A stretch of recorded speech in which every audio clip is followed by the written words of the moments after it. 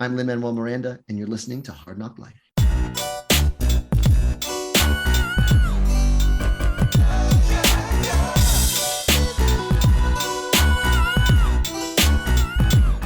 Well, it's the NOC in full color, you see me? The Hard NOC Life, comics, movies, and TV, yeah. Pop culture. Welcome to Hard NOC Life. I am Keith Chow. I'm Britney Monet. I'm Dominic Ma. Hey guys, we have a special guest we have two special guests this week. We're not done talking about Shang-Chi. We have two of the action designers on the movie joining us later in the podcast. Chris Cowan and Young Lee will come on and talk about designing the action of Shang-Chi, which is probably the best part of that movie. So stay tuned for that. Before we get to the stunts and action conversation, I wanted to talk about two things on Disney Plus this week. Let's start with the first thing being, our weekly Marvel show recap. The latest episode of What If was a retelling of the first Thor movie. Mm-hmm. What did you guys think of Party Thor? I personally thought it was just an okay episode. I'm one of the few people who actually genuinely love the first Thor movie. I think it's really, really good. It's really is like the perfect balance of like Shakespeare and comic books like come together and had a beautiful baby that Kenneth Branagh gave us.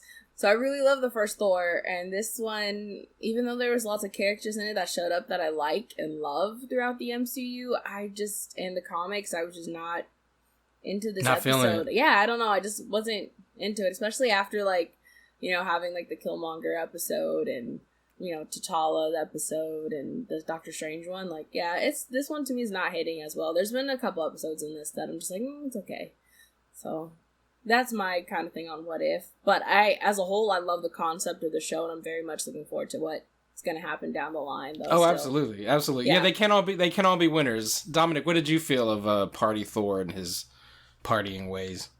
Oh, I really like this episode, mainly because Captain Marvel fights Thor, and there was, was cool, just in a spectacle way.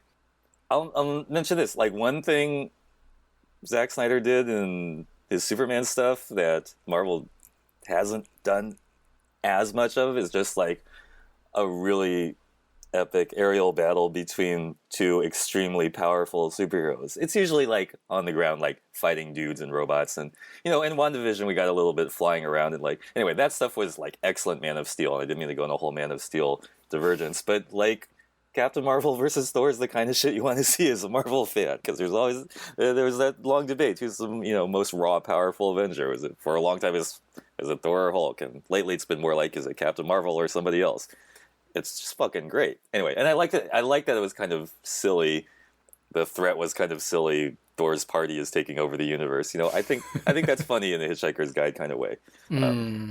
Of all of the episodes, we talked about the last few being just these super dark episodes where the end comes and it's oh yeah, Strange destroyed his universe, or zombie Thanos has all the Infinity Gems, or all the Avengers are dead. This one was the stakes were really low, although there was a spoiler alert, a big surprise ending where Ultron shows up with the Infinity Stones. It's Infinity Stone Ultron. From the video game, basically. Even caught the Watcher off guard, which is kind of funny. Because when the Watcher says, wait, what? That's usually pretty good. That's a bad sign. I did like that of all of the episodes, I felt like this had the most MCU actor crossover. Brie Larson did not come back as Captain Marvel, but literally everybody else did come back. Yeah. Hemsworth was back for Thor. Hiddleston was back for Loki. Mm-hmm. Even Natalie Portman. That was the thing that blew my mind. Yeah, the fact that they got Natalie Portman, wild. Yeah. That's wild, right? The one actress who had sworn off Marvel. Of course she's back for Love and Thunder.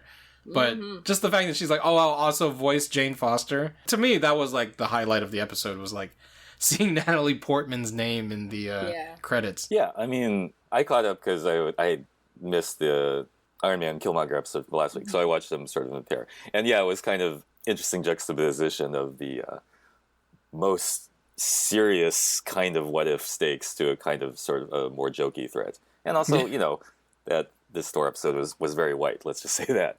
But I enjoyed watching them in a juxtaposition. Well, it's interesting too, because to your point about last week's episode, that was a remix of the first Iron Man movie. Yeah. This one was essentially a remix of the Thor movie. Yeah. We've already had the remix of the first Avenger. Right. That's true. It's And like, Incredible Hulk, even, because that was, you know, we talked about how they kind of retconned Mark Ruffalo into the Ed Norton Hulk movie. So that's the coolest thing for me is like seeing how, you know, they're remixing like basically all of Phase 1 of the MCU, and that's probably the most interesting aspect of the show. There's only 3 episodes left? I think so. 3 or 4. Here's the thing, like I've seen some consternation on the internet about like these episodes aren't leading anywhere, and like that kind of defeats the purpose of the What If comics because they're not supposed to lead it. Like the whole concept is here's something that's happening over here. It doesn't have to tie into the continuity. Yeah. But people, you know, people love their continuity. They want it to lead to something. And of course, truth be told, we've been speculating about the Watchers' kind of involvement. And there was that scene in the trailer of the various heroes assembling. So I guess the question is, do you think all of these various kind of points in the multiverse are going to lead into something where they all converge? I think they will, just because like you said, we've seen the Avenger shot from the first movie redone where it's these characters. So I think we will get something like that. I just don't know if it's actually going to affect the live action MCU. That's the only thing we don't know. But I know that there's been theories that the Doctor Strange and Far From Home is the Doctor Strange from the Doctor Strange episode. So I know that's what a lot of people are theorizing right now.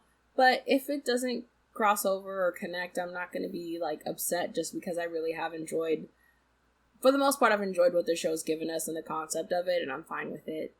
So Yeah. I really like that Darcy married Howard the Duck. I think that's a good Yes. Yeah, that feels very on brand for her. I want to see the ramifications to the multiverse of that one. I assume that means her name now is Darcy Duck, which is funny. She can fight Daisy Duke in the Octagon.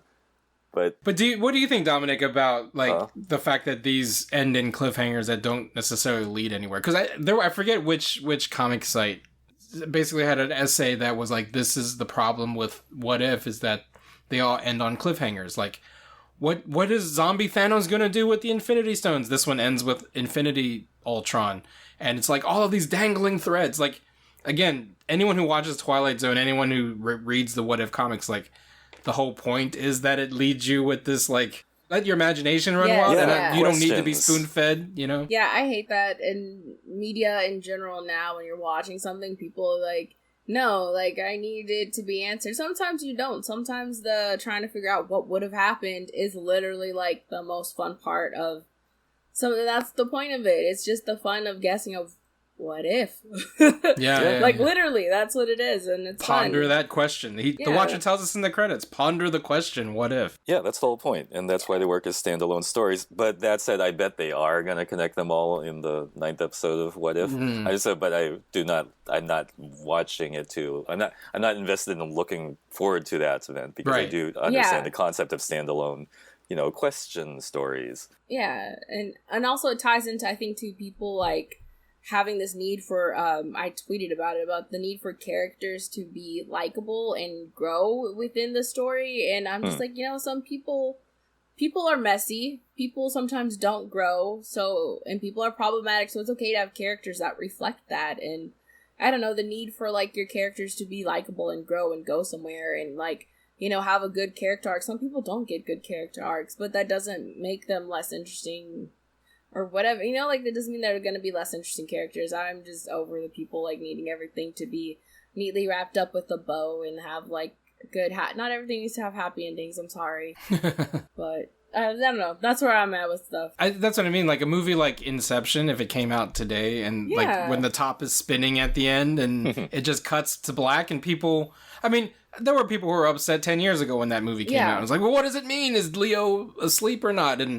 But again, it's always like, but that's kind of the point of the it's up to story, you. Is to make you, it's up to you. It's your own interpretation, but people like to be spoon-fed, I guess. Mm-hmm. Well, we're participant in this thing of, like, we want the interconnected universe now. I mean, I think it's dynamic. It's like we've become used to this idea of an interconnected universe, and so some people have had their expectations change, the idea that it will all be connected. It's the form of being spoiled. It's not really being spoiled. It's just like there's a new paradigm. Yeah. Like, what if you know, sorry, what to go back to the other to the other analogy. What if they made that last episode after the show that got canceled? Would it solve what happened in the car crash? Or what if they got had another season of V where they actually got to the planet? We're at this weird point when we actually get that with movies like Endgame. Right. So of course people are gonna ask, and you know, we'll find out it doesn't always work that way. I mean, another example of this kind of, you know, ability to let stories stand on their own or have to tie them into this larger weave of continuity is another thing that's on Disney Plus this week, and it's a 9-episode short films of anime-inspired Star Wars stories called Star Wars Visions. People have been anticipating this for a long time. Essentially, Lucasfilm got a bunch of Japanese anime studios and gave them free reign to just tell a Star Wars story. And these are the 9 short films that came out of that. I know we didn't all watch all of them, but before we get into like the specific discussion of the ones we did watch, that same conversation I've seen online too of people going like, well, how are these stories connected to the Star Wars universe? Which ones are in continuity? Which ones aren't? And if they're not in continuity, why aren't they? And, you know, and this goes back to like the whole Disney strategy to Lucasfilm being, it's all connected, right? Like the MCU approach where they took a bunch of expanded universe stuff and said, this is now kind of like Multiverse. It's kind of like Elseworlds. These are just, I think they're called Star Wars Legends. Yeah. And now everything else is in continuity. Whether it's a video game, whether it's a movie, whether it's a cartoon, whether it's a novel, everything is in continuity. And that's, I mean, it's a hell of an undertaking to bring every form of media under one continuity. Because I know that, like, if you don't read the books, like, I don't read the books. I know, Brittany, you read the books. I don't read the books. For Star Wars? Yeah. Am I missing something if I don't read the books? And that's that kind of feeling, right? I don't know yet. And the only reason why I say yet is because I haven't read all of the books from, like, the only 2-3 that I've read that, like, kind of connect would be Lost Stars, which is actually a romance novel, and it's really good. And it basically is supposed to introduce you to Jakku. That's the point of that. Where it ends, it introduces you to Jakku. And then the other one that I read, it introduced you to Holdo early, is Princess Leia, or it's like Princess of Alderaan, like a Leia story thing. Those two are really good. They're both by the same author, by the way. Claudia Gray. So those ones, like, are the only ones right now that I can think of. I have her book, Bloodline, which I have not finished reading. But that one's about actually Leia and right before The Force Awakens happens. So that's kind of where that one's at. And then the High Republic ones, I don't know because I'm currently reading The Rising Storm by Scott. What's his name? Scott Kavanaugh? Is that his name? I don't know. I feel like that's not his name. Or Kevin Scott.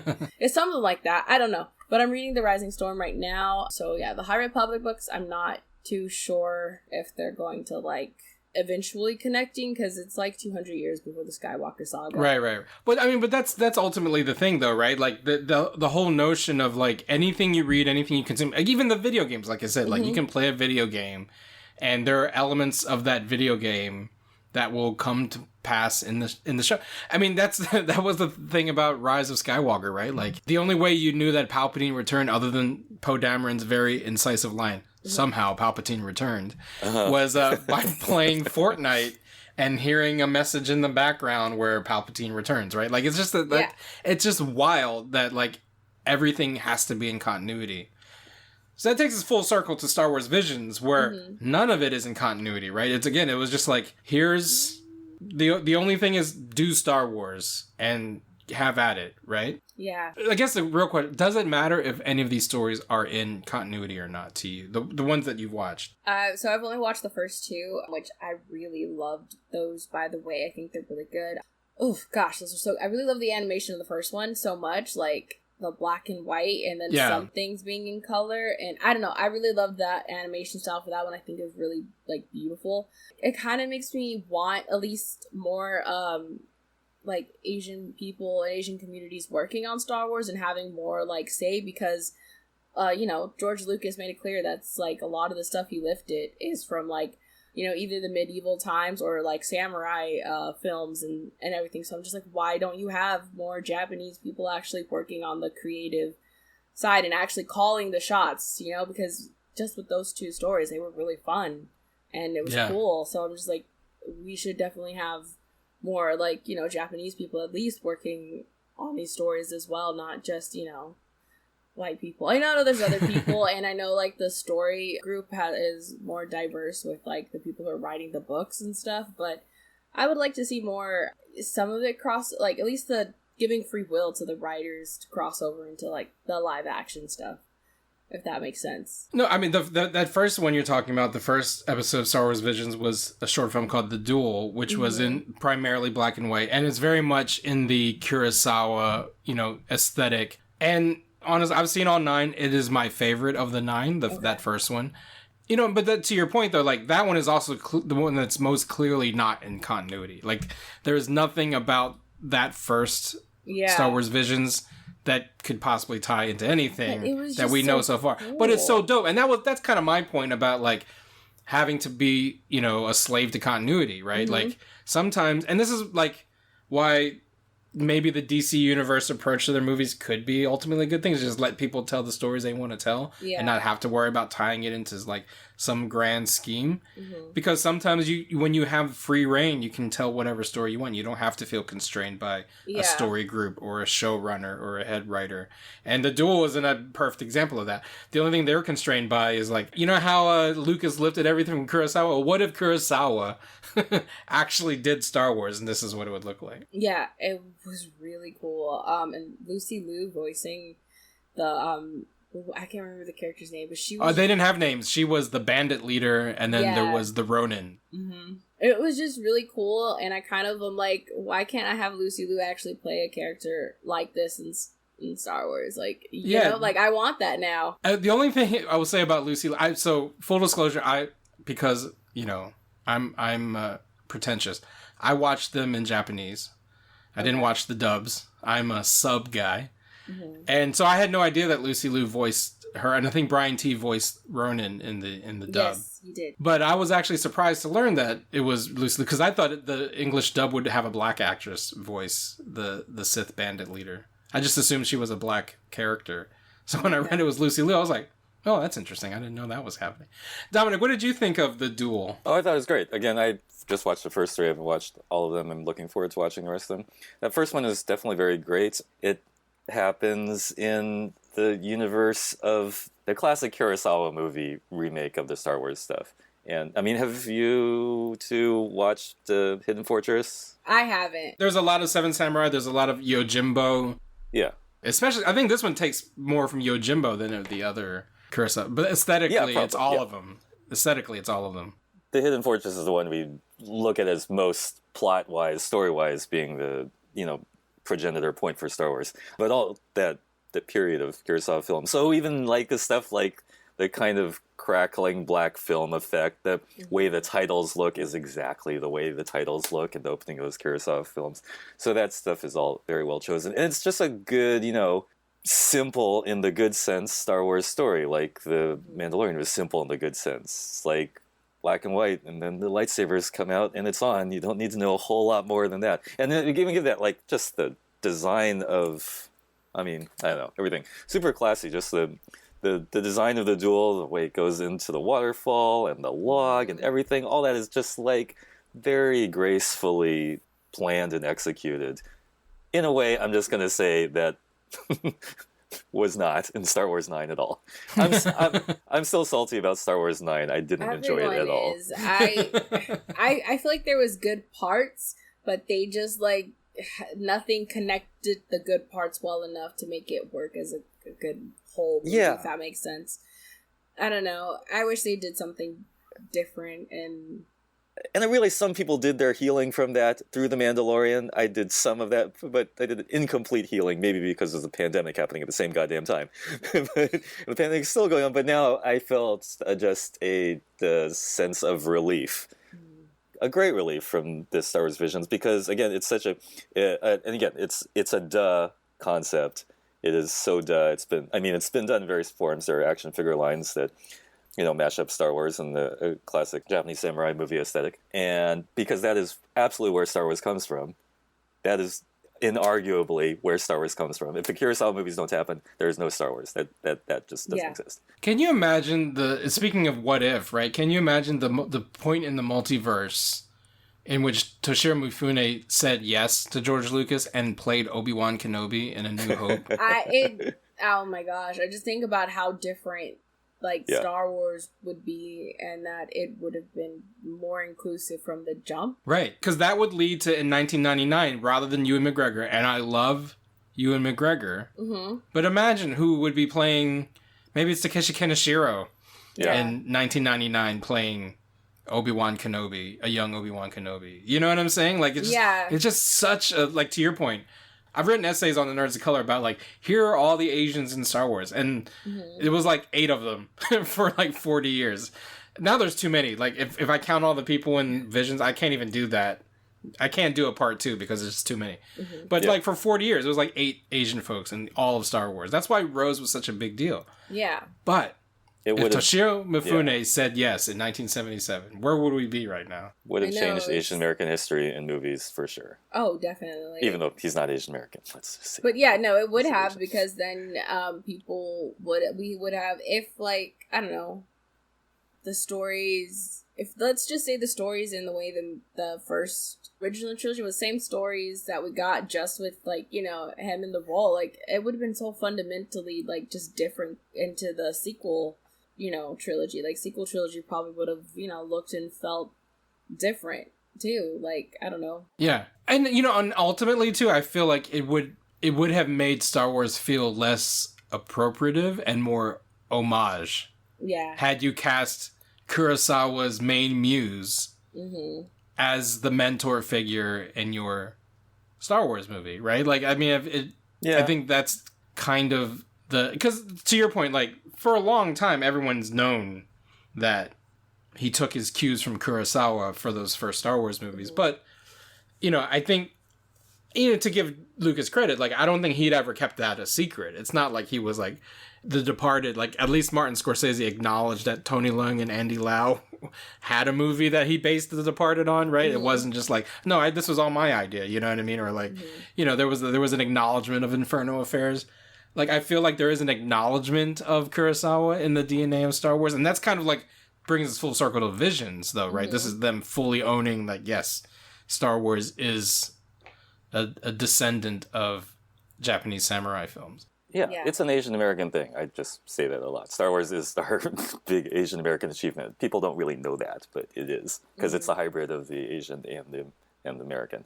And just to play out this thought experiment, I mean, it's just interesting that you say that, because we weren't really looking at things in that lens at that time. Like, people did not zero in on appropriation of other texts, which was happening all the time. By the way, that's how we got here. Right. You know, the Rolling Stones, remember them? Biggest band in the world, because, we looked at things in a different way. So even though it is well known that Star Wars, the original trilogy, derives from these 2 or 3 classic Kurosawa movies, it's not like it wasn't under examination in the same way, because people just riffed off each other's stories. And again, like, you know, Kurosawa got his stuff from Western films, you know. Let's not be like, this is like a one-to-one thing. This is all a big circle that goes from Western Hollywood films into Japanese samurai movies back to Western science fiction opera. And that's what's beautiful about it. The point I was making, though, is like the difference between appropriation and exchange, though, is that, like, cultural exchange is this willing back and forth between cultures. Yes. Right? Appropriation is taking culture without acknowledging where that culture comes from and then passing it off as your own. Because, like, there's nothing intrinsically wrong with, like, white people who cook Chinese food. You know? It's white people who, like... write cookbooks about how their version is so much better. Right. Right. We're going to leave it at that. We're going to take a break, and on the other side of the break, we are going to be joined by 2 action designers from a little indie movie called Shang-Chi and the Legend of the Ten Rings. So stay tuned, and we will be back with Young Lee and Chris Cowan. Support for Hard NOC Life is brought to you by Manscaped, who is the best in men's below-the-waist grooming champions of the world. Manscaped offers precision-engineered tools for your family jewels. Manscaped just launched their 4th-generation trimmer, the Lawnmower 4.0. You heard that right, the 4.0. Join over 2 million men worldwide who trust Manscaped with this exclusive offer for you, 20% off and free worldwide shipping with the code HARDNOC, as in Hard NOC, NOC, Nerds of Color, at manscaped.com. That's 2 million men, over 2 million men, and over 4 million balls. And you'll get 20% off free worldwide shipping if you use the code HARDNOC at manscaped.com. That's HARDNOC, N-O-C, as in Nerds of Color. Your balls will thank you. They will And personally. your ladies will thank you too. Or your gentlemen, whichever ways you swing. With your balls. Yes. Into the person who will be grateful. No, they're really cool. I mean, I think the trimmer is a good thing. So here's the thing. Can you use it on your face? No, I'm sorry. I'm very into skincare stuff. So, men, you gotta, like, you need a face wash for your face. And then, you know, like, when it comes to face wash stuff, you need one for your face and you need one for your body. You can't do the 2-in-1. It's not gonna work. And you can't do the same thing with your razors on your face and your private bits. Like, it's gross. It's nasty. So this is why you need 2 different ones. I'm sorry. You gotta do it. Right. And for the new one, you should use the Lawnmower 4.0 on your balls. Yes, exactly. Right. Because you don't want to cross-pollinate your device for your pubics with, well, I mean, I guess your facial is technically pubic hair too. Look, I don't know. I don't really know the details. But, like, But- it's gonna but make face your and- face and nether Your regions. skin and your face gross. It's just gonna make your face gross. I'm sorry. Don't do that. Especially if you use it on your balls and then use it on your face. Yeah, That's a like- definite no-no. Right. Yeah. Or if I your don't balls know. are your face. Some people have that problem. But that's okay. No, they're okay. So I think they're cool. They're cool in their intended application for sure. Yeah, Well, and the razor itself is probably one of the coolest electric razors I've ever seen. Yeah. I think you mentioned it's got like a little Star Trek-y vibe to it. It's a little high tech, It reminded me of the Klingons' agonizer, but which is not did usually not- associated with what you want to put near your balls. but without the agonizing pain that the agonizer is supposed to cause. I just meant it looked like the Klingon agonizer in a cool way. And it's got wireless charging. You can just drop it in the charging base. It charges. And it's waterproof. You can take it with you in the shower. That's really cool. Yeah, and it comes with like cool oils and whatnot to Yeah. get yourself all good. Like, come on. And remember, you can get 20% off plus free shipping with the code HARDNOC. That's HARDNOC. If you go to manscaped.com and order yourself your own Lawnmower 4.0. Yeah. Yeah, your balls will thank you as well as your partners. Welcome back to Hard NOC Life. We have 2 amazing guests joining us. If you've seen this little indie movie that's out right now called Shang-Chi and the Legend of the Ten Rings, these guys did a lot of the action design on that film. Please welcome to Hard NOC Life, Chris Cowan and Young Lee. Yo. What's going Hi. on, guys? We are Nice to see so you. thrilled and excited to have you guys join the podcast. As you can probably tell, I have the action figures back here. Oh, We're dude, huge fans I got of some Shang-Chi. And to have you guys on the podcast is amazing because, if anything, the one superlative this movie has been getting is the best action in the history of the Marvel Universe, and you guys are responsible for that. So, congratulations! How does it feel to be part of the #1 movie in the world? Oh man, Jinx. yeah, crazy, really crazy. Like, and humbling for sure to be able Oh, to, yeah, for people saying that it's the best action, and like it's hard for me to like fully embrace it because we have buddies who worked on Winter Soldier, which Yeah. is like known as like pretty much toe to toe the best action. So like I don't know, just to even be in that conversation is Right. really I cool. feel like someone's gonna hate me for saying this, but I think Shang-Chi is the better, not just because you guys are here, but like I think it had better fight scenes. So, and I love Winter Soldier, but yeah. Shang-Chi is currently like moved up to #2 for me in Marvel top movies. So Whoa, number 2. yes, Damn. number 1 is Thor Ragnarok, just because like, Yeah. I love that. I love Tessa Yeah. Thompson. I was nice having someone on screen who somewhat looks like me, at least racial wise. Yeah. And I really love just that shot of her when she's on the, what do you call that? Not a The unicorn. Pegasus. The Pegasus. Yeah, And she's yeah. coming down. Like that shot Yeah, it's is like badass. probably my favorite of all. Yeah. Like She's Marvel, great. But yeah. She's also So my sick. favorite in that film as well. Yeah. Yeah, she's great. Yeah, I mean, like, it's crazy that Shang-Chi has done as well as it was. Because, like, we came in knowing, like, oh, man, this is pretty good. But, like, when we sat and watched the movie Mhm. ourselves, finally all cut together, everything, like, all the VFX done. It just blew. We walked away like mind blown, and we were just like, so good. The people like, we can't take credit for all. I mean, it was like a massive. Right. This is a massive team, Right. So many cooks in that, and but man, the flavors were there. Well, before we get into it, I wanted to ask you guys, like, you're both credited as action designers, and Chris, I actually watched your video on Corridor where you were, reacting to a bunch of stunt work that you were responsible for. Can you describe what it means to be an action designer, and how is that different from like the stunt coordinator and all the other roles on a film that's doing an action movie? What does the action designer do? Sure. And I'm going to go off of Young actually made a really good description, because we've been trying to figure out how to describe what an action designer does, because it's still a very new role. And I guess the best way to describe it is that we're the filmmakers within the stunt department. Yeah. We're the filmmakers within the stunt department. And, we shoot early concepts of what the fight should be, from the choreo, from the camera, from the edit, from, we're almost in a way directing these small little sequences to pitch and present to, the powers that be, our second unit directors, our main unit directors, the producers, and seeing if this is something that they would, want to be on board for. And then, from there we get notes and mold it into the vision that, the whole, I guess, collective wants to see. Right. Yeah. And like the process in which that happens is like, we get the script, we take a look at it, then we start with what we call vignettes. That's part of the big part of the process. Typically, doesn't happen every movie. I think Shang-Chi was the only movie we didn't do vignettes on. Like super vignette. Yeah, right. But normally we'll do vignettes. Vignettes are basically, after looking at through the script, we'll do just small showcase pieces of like, these are cool moments for like, we have a guy with a robot arm. What are some cool like things that he could do? We're just out of context, not really involved in story. The first thing we do is just come up with cool gags, cool moves. We add some visual effects to it to make it cool. Once we got the vignettes, then we have a base to build the characters from. Then we go into looking at each scene, and different people will be assigned different scenes. A lot of times too, we'll come together to build scenes together.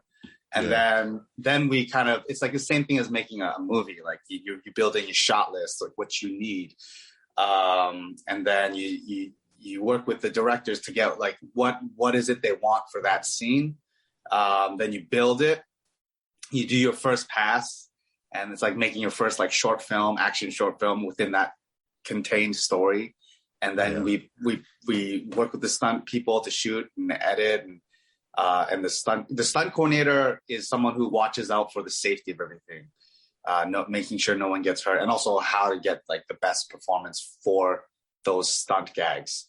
And then that's all workshopping. Then we present the passes to the directors, producers, and it's all a discussion from there, what they like, what they don't like. Like I said before, on Marvel film, we'd be like, on this one, we'll get the producers going, well, that's too much like Doctor Strange. Can we have another idea? Right. We already did that on Black Widow.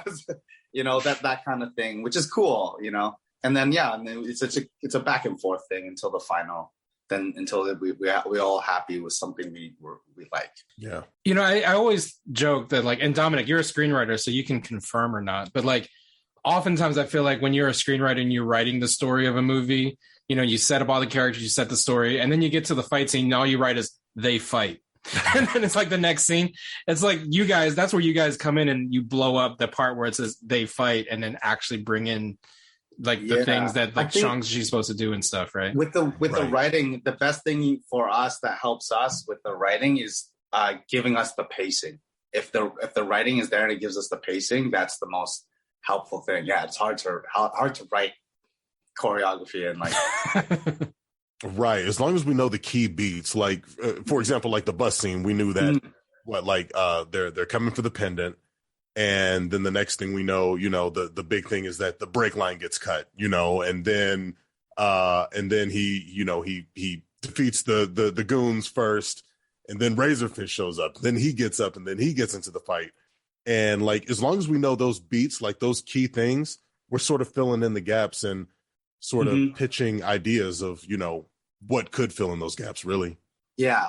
Yeah. And in the writing, like we always knew the bus driver was going to go out at some point, and we always knew that Katie would take over the control of the bus, and that it would end up crashing into a bunch of other cars and stopping at the end. But stuff like the actual choreography, stuff like the fact where you have the old boy kind of homage where Shang-Chi's going, that's all you guys kind of coming up with that, right? Yeah, it's like a back and forth again. It was like Dustin wanted an old boy moment, and then we serviced that. So that's sort of, you know, what we do. Dominic, does that help you next time you have to write a fight scene in one of your screenplays? You know what to do? No, I've always been curious because, I mean, I haven't made a huge study of the Marvel shooting scripts because they're hard to find, like they're freaking holy grails. But I'm always curious when they get to that point, how much is written. I mean, some people do just write they fight, and some people, but it makes perfect sense as explained with the beats. And we get storyboards too. Like the storyboards help. Like the laptop, the gag where he takes the girl's laptop and like uses it to block. Like that came from storyboards. Storyboards help a lot. They help us so much with that process. Well, how about like the fact that you guys, you know, you weren't just homaging Old Boy, but like of all of the fights in the movie, the bus fight is the most Jackie Chan, right? Like and Simu's performance too, right? Like where he kind of winks at the girl, he uses his jacket. Like, was that written in the script? Was that like kind of you guys, or was that Brad Allen's kind of influence? Like how did that Brad? That was Brad, definitely. Yeah. It wasn't R.I.P. by the way. R.I.P. Brad Allen. Yeah, thanks. Absolutely. Yeah, 100%. Yeah. He's the one that like really wanted to pay homage to Jackie in that, and I mean Dustin too. I mean the thing was both of them really. It was Brad was the one. He's like, you gotta put in. We gotta have like a jacket gag, and like we did like a gazillion versions of it, and he wasn't satisfied with any of it. You know, it wasn't until like we combined like all the fight coordinators. Choreo pieces together, we came up with something that was like really cool. Yeah, because we were throwing all kinds of Jackie at the wall first. We were like, okay, maybe it's very, you know, maybe it's very comedic Jackie. Oh, maybe it's very serious Jackie. Maybe it's you know, Rumble in the Bronx. No, wait, maybe it's gorgeous. No, maybe it's. So we were like trying all kinds of, you know, we're throwing everything at the wall. I think Chris, with your first pass at the bus, like that was one of the things. Like, you know, there was a lot of like there was that comedic beat where it was finding those like, should we go more comedy or is it more like hard, you know, hardcore like Donnie style, like, you know, It was. I think at the end of the day, it was like because we didn't. I think and that's the process. It's like. You don't want to be like, you want to find something that speaks, this is neither Jackie or Donnie or Jet Li, like it's Shang-Chi. And it was that was a hard journey actually. Pinpointing like what is his fighting style. That took a long time. Especially because the character itself was modeled so much on Bruce. I think especially in the early days, it, you know, I think, you know, I think I've said this before, like my expectation going into the movie, going into the trailers, was like, I assumed you guys were going to do like an Enter the Dragon kind of, I didn't realize it was going to be like all this like mystical shit, right? Like I just thought, because in the comics, Shang-Chi is just a guy who's really good at Kung Fu. Sometimes he's a spy. He's and like basically Bruce Lee. He's Bruce Lee in Enter the Dragon. And so, but the fact that you guys kind of like brought all of this other, like the wuxia stuff and all this other fantastical elements was something I didn't think was going to happen in a Shang-Chi movie, to be honest. It took a lot of time. Yeah. Good. Chris, good call in the intro of the bus. Like it wasn't in a lot of the beginning passes, but the 1-inch punch I thought was pretty cool at the beginning, right off the top. I mean, that was you, Chris? Yeah. That's sort of introduces his whole style, right? Brad came to me and he said he just wanted some sort of stylized 1-inch punch. I mean, you know, it's 1-inch punch in heavy quotations, obviously, because he moves in pretty, he covers distance and nails the dude in the stomach. But we still really wanted that iconic pose after it's after he makes impact, and you have Simu sitting there like, wow, like, and then the score kicks in. That's the best part, is that when the music kicks in. Yeah. And shit's about to go down. Exactly. Yeah. It's cool. Everybody was on that. And I have to give props to like Andy. Everybody, like Farm, John, Guillermo Griswold, but like Andy Chen, like he really he never gave up on that scene. Like he threw everything and he workshopped the shit out of that. He kept eyes on it the whole time. He kept going hard. And sometimes it gets a little discouraging because it's like you're going through so many passes and I think we've had honestly, I think we have like, in terms of choreo, like probably close to like 70 versions of the bus. The bus was crazy. It's nuts. I think it's the most versions we've had for any scene that we've done. Just the bus alone. Yeah. Oh, wow. Yeah. Yeah. Did you guys do all of the stunts? Because I like all of the stunt scenes. Did you guys design them all? Because I really just love the one between Paula and Tony. It's so beautiful. Like, did you guys do that too? That was mostly Chris and Peng Jong. And Peng, yeah. That was their scene. That was their scene. When that scene was going on, I was like, this is definitely in the top 5 Marvels alone. Just this. And it was just so beautiful and graceful, and like it was executed so well. Like you guys did, that was just beautiful. Like I talked about that when we were reviewing the movie, that how well that was itself. Like thank you. Yeah. One thing I loved about that, maybe Chris, you can elaborate a little more, is this is I think from an action design, when you ask like what does an action designer sort of do, it's like you could feel the story of this romance building, and like I don't know, like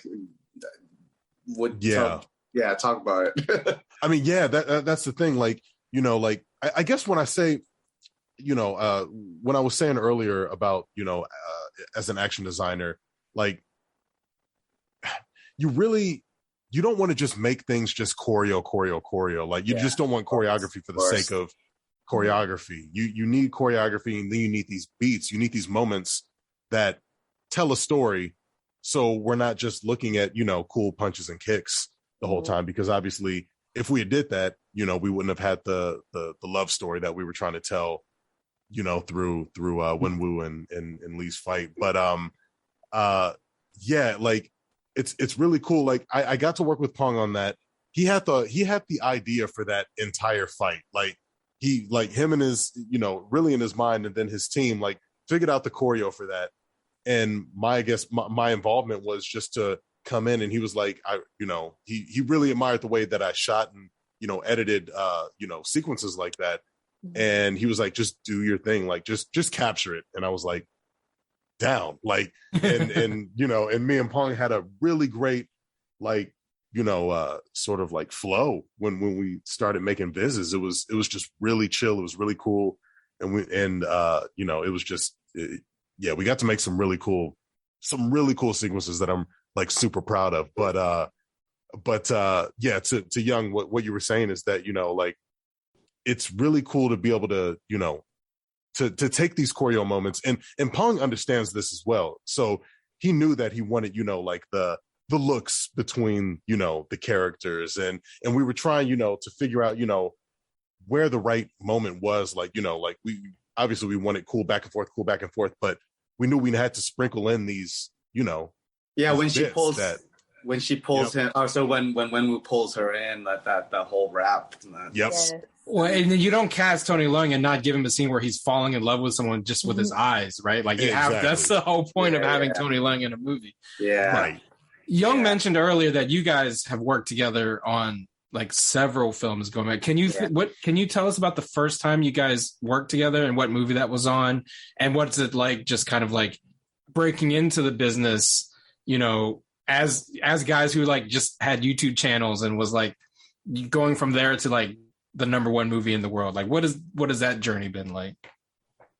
That was I think we met on Wonder Woman first, but then it turned into Kingsman 2 because Brad left that show to do Kingsman 2. And that was fun, man, because So fun. it was, I mean, we were surrounded by mostly like stunt veterans.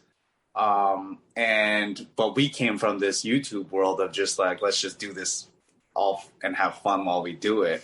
You know, so it's cool to have another person vibe with that and having the fun and not taking it so seriously. You know, that was super cool. I think, people found that refreshing. I think we were definitely on like our best behaviors as well when we first for the came first in. So we were really shy, but thank God, like, you know, Brad was really, really generous with the both of us. He really, like, you know, even though we're like complete noobs, he gave us trust to do. So I don't think anyone else did that. He did, like, what was so great about him, and we're like so lucky that he was our boss, versus anybody else. But he saw talent in us, and he trusted us, and was like, guys, like, yeah, you want to do this whole scene, go for it. You know what I mean?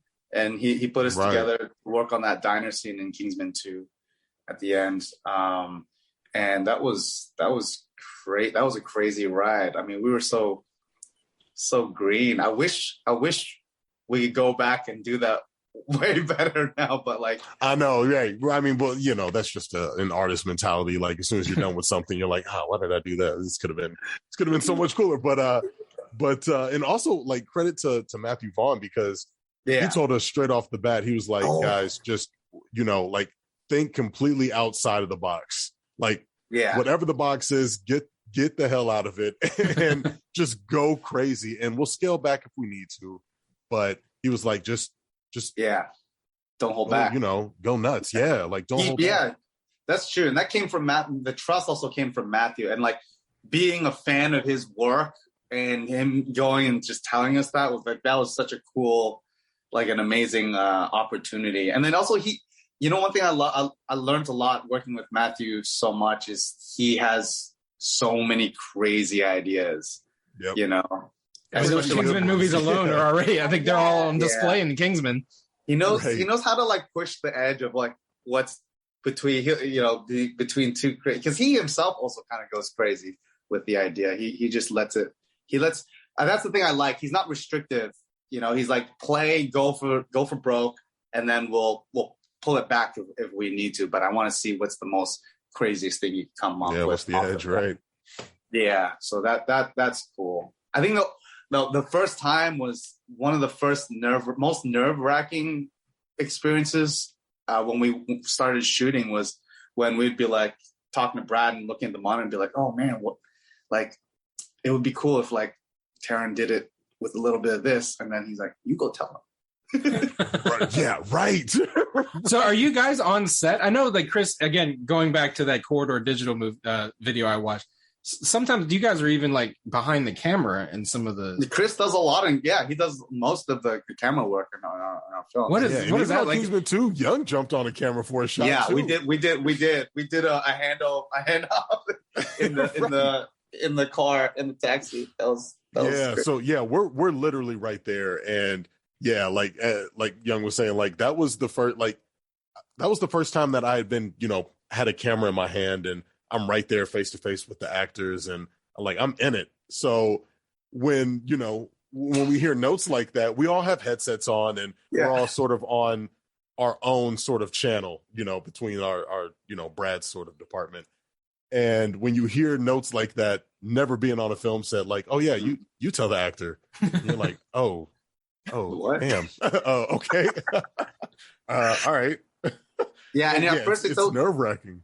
Yeah, and it's like you just feel like you're so careful at first, and I think we realized later, like, you just tell it straight up, and it's way more easier that way. As soon as you become like chill, like, it's cool, but like, hearing that note off the bat, you're like, oh wow, okay, I guess I'm interfacing with them now. Cool. yeah. I remember it was just like, oh really? oh, okay. Right. Then immediately you turn off the mic, so you don't no one hears. Exactly. So no one else hears. Yeah. Like you're like, all right. Yeah. Usually when we do all the action design and pre-production, when the movie goes to shoot, we're there on set with second unit, with Brad's unit, covering a lot of the action. So what Chris normally typically does is he becomes the camera operator. Also, he's shooting most of our stuff in the Viz world anyway. So he already knows all the moves. So it's very easy. And I become the on-set editor on our team. So I'm looking at the Viz that we built and I'm cutting the whole sequence as we're shooting it. And because I also built up all the assets, the visual effects assets in pre-Viz worlds, then I have those assets to pull into, so I can just put it into the shots that we've already done on set and have some temp VFX and everything ready to go as we're shooting it. And yeah, and this dude is quick. This dude is quick because I'll literally shoot the shot, we'll get a take, and I'm like, okay, I think we got a good one. And then I'll go to the tent where Brad and Young are sitting. I'm like, Young, did that work? Did we get a good one? And he's like, yeah, look. I'm like, what he's already cut it together. Yeah, he said it's already in. It's got visual effects applied. I'm like, oh, all right. So the action design department, it seems like a relatively new concept in the world of filmmaking, at least having a dedicated department like this, because it sounds like you guys are very much a hybrid of stunts and VFX and editing and all. You kind of incorporate DP even, right? Like you said, you're actually holding the camera. You guys kind of take elements of a lot of it and put it together, right? I think that's credit goes to the people we collaborate with, because that's the cool thing with our particular unit is that Chris will be the liaison with the DPs. He'll build that relationship with the camera operators and the DPs and the lighting department, and they know Chris, and Chris can communicate everything that we have planned before we go to shoot it, and then that conversation can start. And then for myself, I usually work very closely with the visual effects department and editorial, and so we start that discussion earlier on, trying to problem solve. Okay, how are we gonna do this? I for the Wenwu Lee fight. That first forest fight, I remember that end where he she saves him from falling down the tree, and then he spins and then lands into the water. Yeah, I remember I was talking to Joe Farrell, our VFX super, about the shot, how that would work and how we would comp all that move in and switch from the double to Tony, and we were both trying to problem solve on the day.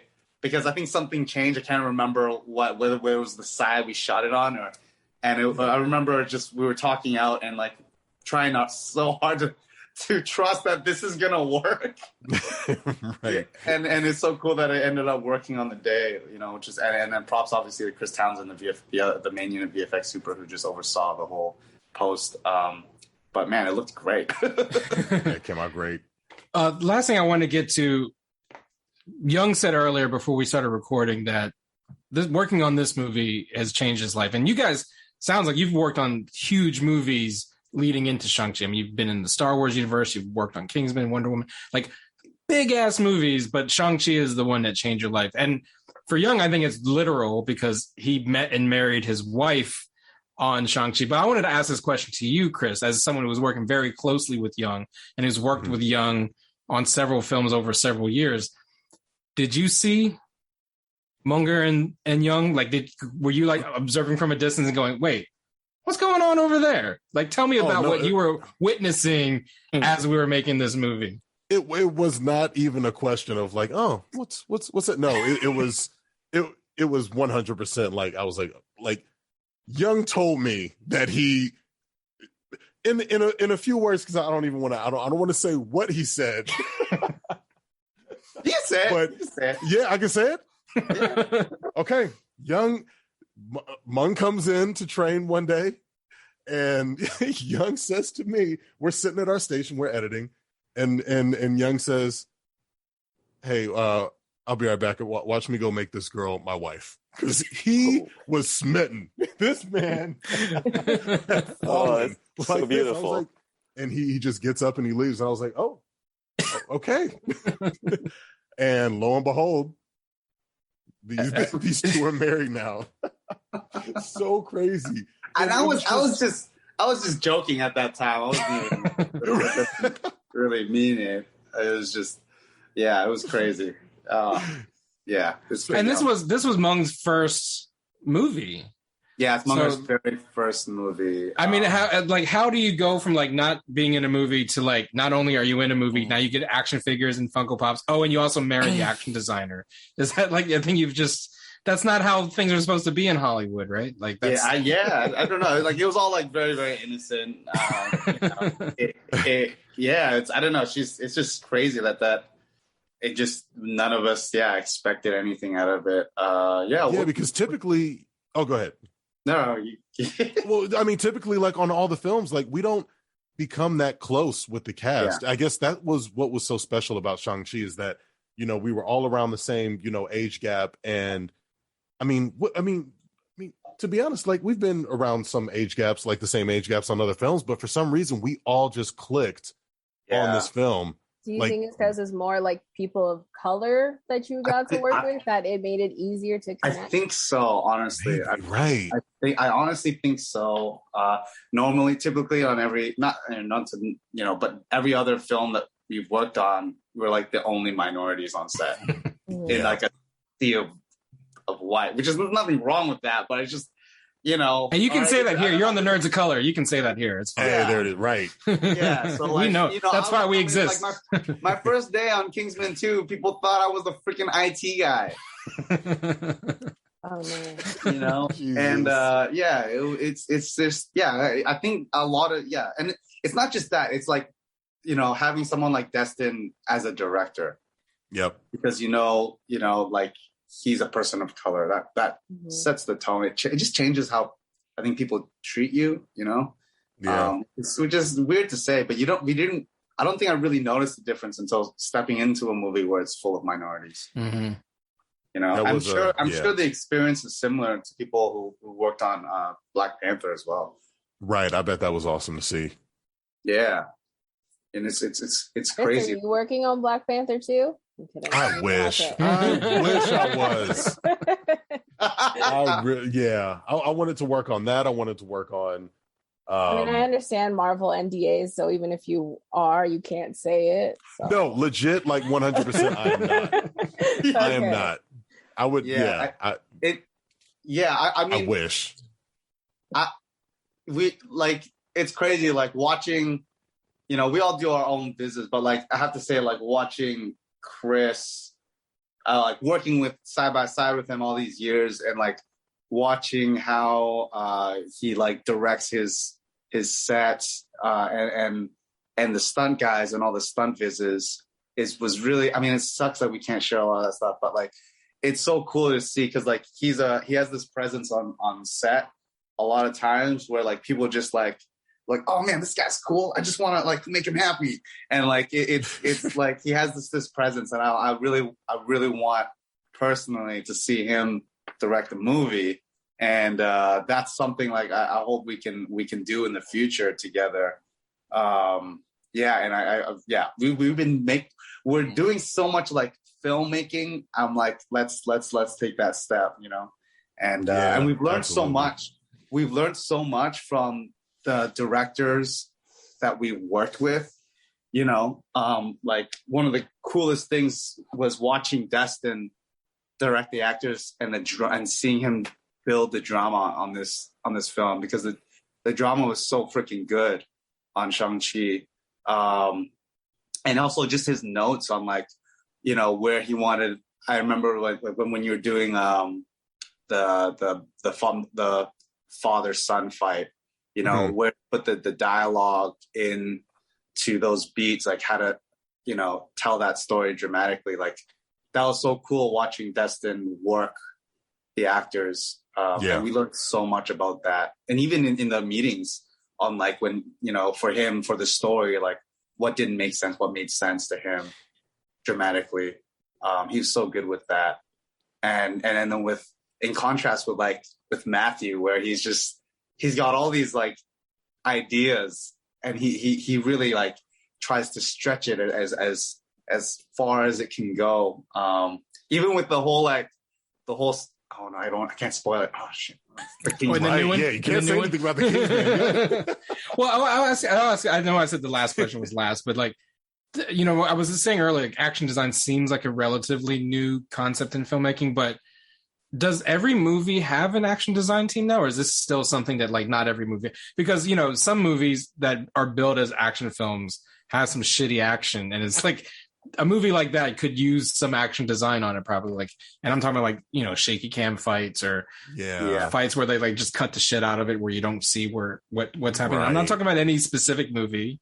Well, I'm calling out anyone in particular, but you know what I mean. But like, there's so many films where it's like, you know, the guy throws a punch and it takes like 5 cuts before it lands on somebody else. That kills me, man. I send Chris, when I watch movies like that, I send Chris the videos of like... He does, yeah. And I like just... But is that something that you think is going to like be more, you know, because of like, again, movie like Shang-Chi, like so much of the praise is the action. The same thing with Kingsman. Like, do you think that's going to be something that's going to be more prevalent in the future, where every film has an art department, every film has a production design, and every film is going to have an action design? I mean, not every film, right? In the Mood for Love doesn't need action design, but like, you know, every action movie will have action design going forward. You would think, you would hope, but it also, like, because action design is such a niche sort of, you know, job title and, you know, position, it's dependent on the people within the department, because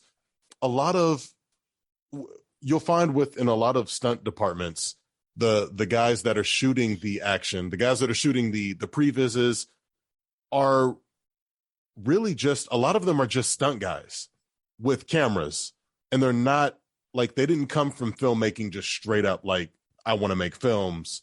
They came up through like, you know, I do, you know, choreography, or I'm a performer first, and then I'm choreographer, and now I'm playing with the camera.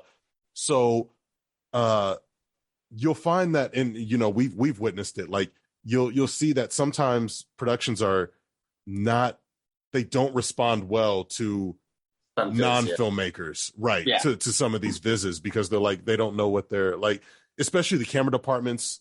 You know, they look at this and they're like, okay, we'll just do our own thing. There's no line of communication yet. Yeah, like,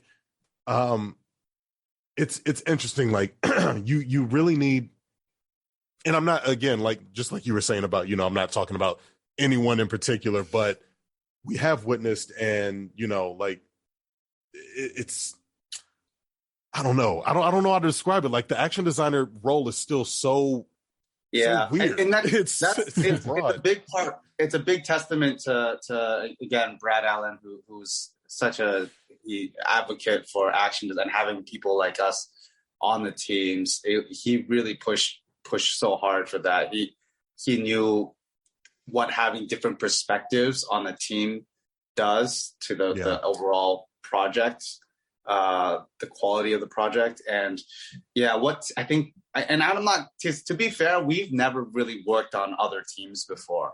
So like, I don't know, I just know watching other movies, you'll never see credit for action designer in any like other that, movies. right? Like that. There'll be people on their team doing that work, but they'll never get credit for it.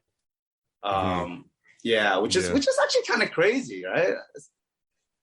It is, but like at the same time, like in action, even just the title action designer within our team could mean something completely different to another team. You know what I mean? True. That's true. Yeah. Every team kind of works different, and that's the other thing. Like, Brad never gives choreography credit to anybody. Like, there'll be fight coordinator, and those are the people leading choreography, but no one will have choreographer credit, because he knows, as much being from the Jackie Chan stunt team, that like no single person contributes to choreography. Like, everybody contributes to choreography. It's like a team effort. Yeah. A lot of time, and I have to give, like, that's something a lot of stunt performers don't get credit. After like working in this biz and seeing it, like, stunt performers really contribute to a lot of choreography as well.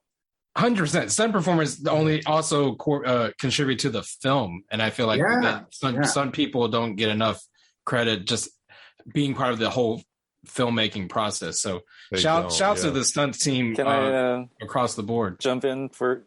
Yeah, please. I wish you jumped in early. Are you both angling towards being the director of feature or writer director of your features? I want to write. I want to write a film that features Chris directing. That's my goal. Oh, that sounds good. Yes. Yeah. And I want to direct this man's writing. That sounds naturally good. We are trying to, we are in the process right now of trying to make something. Yeah, this guy's cranking out some brilliance currently right now. And Kickstarted or anything, let us know. Yeah, that sounds Absolutely. like it'll be hot. But specifically on Shang-Chi, I just wanted to, I bet you've been asked something like this before, but could you speak a little bit more about how you create the style of the action, just in the context of there are a lot of Marvel movies with martial arts, and there's also added context, there are a lot of Asian dudes doing some kind of martial arts movies. How do you that's a great create the question. style? Here's the thing, like there's a very distinct contrast between when you're in Ta Lo of the style of filming versus when you're in the real world, or like the bus or like the scaffold. And part of that is because and I think that's also by Brad's designs, that like he let Chris and Pengjan and really let Chris design all the camera and the edit for anything in Ta Lo between the father and the family.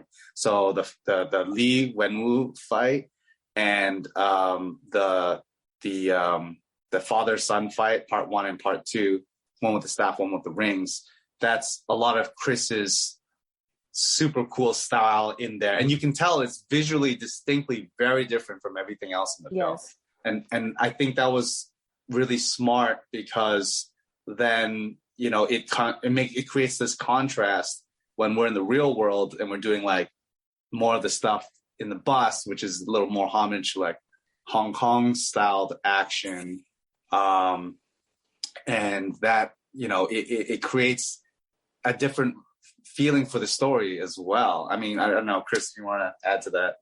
No, yeah, like that was the first thing that Brad mentioned to me. He mentioned that he knew that, at least, from the beginning, that he wanted to start off the action very traditional, paying homage, and he also knew that like my inspiration is very much through animation. I love, I'm very influenced through, especially action design wise, through anime and just Eastern animation in general.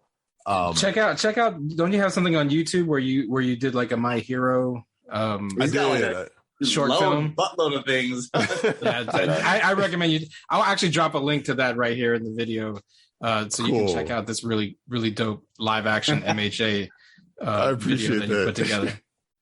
Yeah, Brad knows that that's my, that's what gets me hyped. I love that kind of stuff, and I want to bring that stuff to a live action format, and that's what I've been working on for the past decade. And he saw that like from the script immediately. He was like, when we get into Ta Lo, and when Shang starts becoming the hero that we ultimately know him as at the end of the film, he said he really wanted that influence, and he wanted that vibe of the camera movement, and I thought that was really cool. I was like, oh, cool. Like he was like, yeah, like when that happens, do your thing. And there's some straight up like speed lines behind Simu when he's like doing this in the air. I'm like, this is straight out of like Naruto or something. Did you ever work with the Russo brothers on anything? Wait, did you?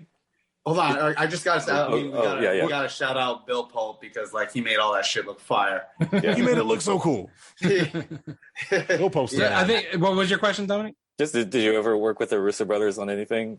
No, we have not. I just that said would be because freaking like awesome. I feel like they're anime nerds in some way, and a couple things they do. No, that's my guess, but I was hoping someone could confirm it, because there's a lot of like Robotech shit that happens in that Endgame movie with the Iron Man, with the Iron Man arms flying around and stuff like that. I just was hoping some person could confirm that. You know, Right. a department that doesn't get enough credit also is visual effects department. Big time. They like when they're doing a lot of the CG, like purely CG shots, like that's all them. Like, Dude, when Iron Man and Rescue were we're going like Yes. back to back and shooting, and there was unibeams and like all kind. That was literal chills when I saw that. I was Yeah, like, that's what I mean. That's what I mean. It was Craig. yeah. So yeah, so that's in there. I mean, I Right. just wondered if they could confirm, where their influences are coming from there. But I think for sure Chris and Young need to like team up on a live action anime. Whatever it is, Yeah. it doesn't matter. It needs to that would happen. be great. And I feel like we don't even need to Appreciate kickstart it. That shit should be like greenlit at like the biggest studios in the world. Because like these motherfuckers just did the #1 movie 3 weeks running. So Yes. 4 weeks. I'll pray 4 weeks. I think that the difficulty that is Munger can star in it too, by the way. Yeah, There you go. should gladly do that. But like, yeah, it's like I think part of the difficulty is just the recognition of what like people like us do. It's not really widespread knowledge. Like, people don't really know. They will. But, That's why you guys are here. Well, why don't you tell the people how they can find your work on the internet so that they can find more of it and appreciate it and respect it going forward, so that you guys can get this live action anime off the ground? Because that's how I feel like that's what this movie is. So let's start with you, Young. How can people find you on the internet? Oh man, just I guess you can follow me on Instagram. I don't really post that much stuff. Young and the Dangerous with all underscores. But I think Chris is really the one that still makes some fire stuff. On YouTube. Chris, how can people find you on the internet, and what's your YouTube channel? Yeah, you guys can find me on the internet at RivenX3i, and that's through IG, TikTok, and YouTube. YouTube is my my primary, and that's where I still like try to drop whenever I get the chance to drop small shorts or reels as they're calling them now, or whatever what have you. Yeah, I'm still very much influenced by the whole animation and yeah. Yo, And, we gotta yeah, watch. Go We ahead. gotta watch Star Wars Visions. Oh, we I talked about started that. the first this two episodes. We talked We about we talked about it this episode. Yeah, we did. You just the first. Damn, Before Chris, you guys saw it joined- already. I watched the first 2 episodes. Like literally Yeah. earlier. Yeah. I've only seen the first 2 as well. I thought the first one was beautiful. Yeah, right. The Yeah. second one was okay. I like the first- second one the just first because I was love dope. Joseph Gordon-Levitt. So I really like the second one just because I just like JGL. But Yeah. the first Oh, one did was- he voice that? Yeah. Okay, so I watched the first one in English and I watched the second one in Japanese. And I'm like, I think I'm gonna do 2. I know I'm not. I think I'm gonna do 2 watch throughs. I'm gonna do one in English and one in Japanese. Yeah, just to see the differences. And Yeah, I watched all 9 of them. I watched them all in Japanese though. By the way, Because I'm pretentious like that. when I we're respect that. working, we always pull anime voices. Like we'll just, I'll see Chris will just hold something like that and be like, Zuria! Right. Oh yeah. Nani. Have Brittany, how can people find you on the internet? You can find me on Twitter and everything at Hi Brittany Monet. Dominic? Oh, I'm at Dama, DOMMAH on Twitter, Instagram.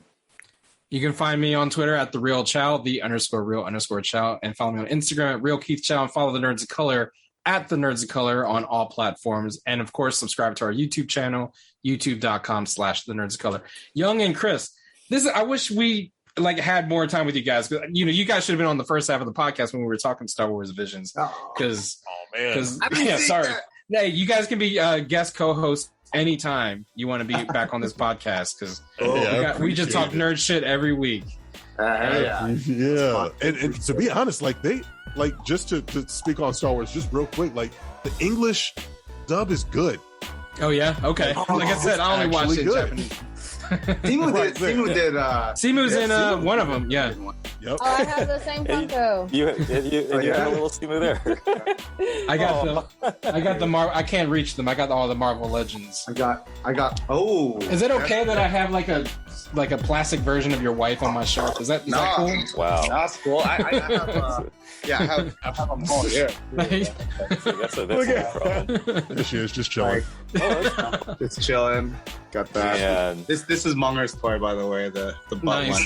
Oh, right on. Well, Cool. it has been such a pleasure to have you fellows on Thanks the so podcast. much. You're welcome back for having anytime. us. Welcome Yeah. back. Really anytime. appreciate it. Awesome. Thanks, guys. Take care. All right. Yeah, you bye. guys- Appreciate it. This is the hard knock life, but not the chick kind.